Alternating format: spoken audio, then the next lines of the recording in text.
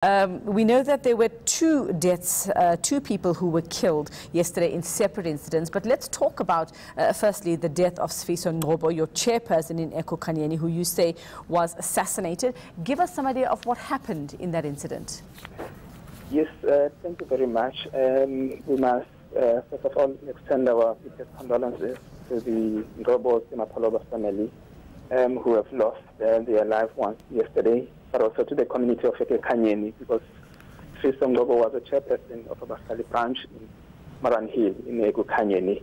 And we must say that we are deeply hurt as a movement to have lost a number of leaders within our ranks, and nothing happens. At around 7:30 last night, 3 gunmen arrived at Sfiso's house. He was just outside his yard, and without any debate, provocation, or any question, they just fired live ammunition on him, about 7 bullets on his head, on his body, to make sure that he was not going to survive again. And he was immediately rushed to the nearby Hill Hospital, where he was confirmed dead. Sbu, can I ask why you say that this was an assassination? In your statement, you say it was that he was assassinated. What evidence do you have that it wasn't maybe random crime, an attempted robbery, but an assassination? Well, as we all know, that KwaZulu-Natal, particularly Durban, is a capital of such incidents. Abahlali is not in isolation to this. Abahlali, for a very long time, our leaders continue to receive death threats and continue to be killed with impunity, and in a number of areas in which we work. But in this particular incident, we know that eKukhanyeni has occupied this piece of land, and it's one of the 7 communities who have been in court who secured a court interdict last year, 27 July, prohibiting the eThekwini municipalities and land invasion from tearing the shacks apart. But again, eKukhanyeni is one of the areas in which Samuel Hlaule was shot in June last year, following the shooting by the anti-land invasion unit. So the question of land is part of the surrounding reason why Ngcobo was killed. He has been leading a struggle there, a struggle for a just society, a struggle for landless to access land.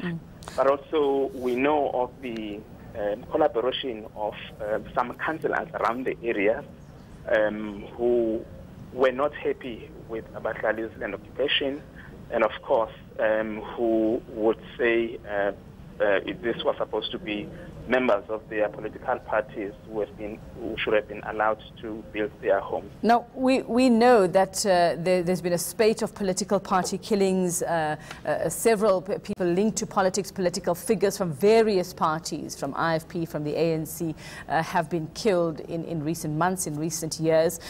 Do you know whether this has any political links, whether Mr. Ngcobo in particular, whether politics was involved in any way in this? Well, I mean, the hate and the attack is directed to our movement. As I'm saying, a number of leaders are facing death threats and are receiving death threats, and of course they are reporting not only to the police but to the party leaders who are implicated in this. Nothing happens. But in the part of Ngcobo, in fact, we were there in a very same area. We had a big community meeting on Sunday in which Ngcobo chaired that meeting.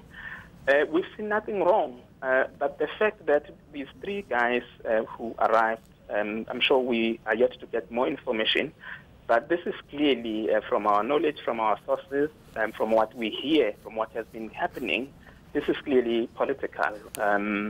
If not political, it's the question of land that has brought his life to an end, for his activism, leading the struggle for, a just land redistribution. You do say then, you did mention that they'd rubbed maybe some councillors up the wrong way, Sbu, that some councillors were unhappy with the way some of your members were communicating with the community or what they were doing. Do you have any idea who might be behind this then? We cannot give a name right now. I mean, it is still early, and we do not want to cast any, suspicion into that. But clearly, Abahlali is not a political party, and we do not have any enemy. Our enemy that has proven itself has always been the eThekwini municipality, has always been the councillors, has always been the land inversion unit, and nobody else. So if we were to be investigated, those are the institutions. Unfortunately, it's the very same government who is meant to be protecting us. It's the very same authorities who have been elected to save the public who have suddenly become gangsters and mafias. Unfortunately, our cities have been occupied and captured by gangsters and mafias who are actually running our cities. You also had another member who was shot and wounded yesterday fighting for his life in hospital, Sfiso Ngcobo. You say in your statement, shot by the security detail for the anti-land invasion unit. Do you know that for a fact? Has that been confirmed by police? Of course, it doesn't need to be confirmed by the police. This has happened in a broad daylight in Foreman Road during their operation in evicting people.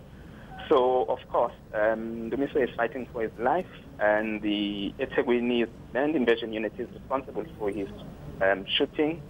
And then they used the live ammunition. So that shows you that the intention was not to tear shack or to evict people.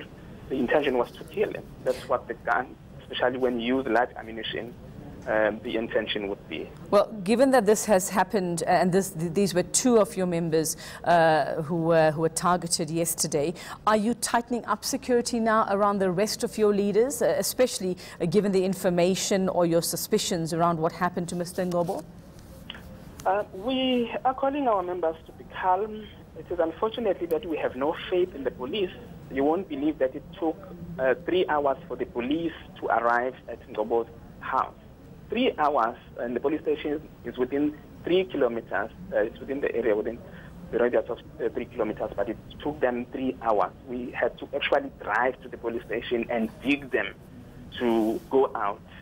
That's the extent in which hopelessness has really teared us apart. And of course, we have responsibilities in the movement to look after our members, to ensure that we introduce early warning signs around these killings.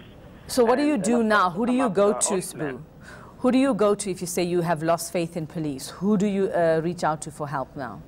Of course, it's a debate that continues, that we are engaging within the movement, that we have no other alternatives other than to look after ourselves and to find ways. The debate continues.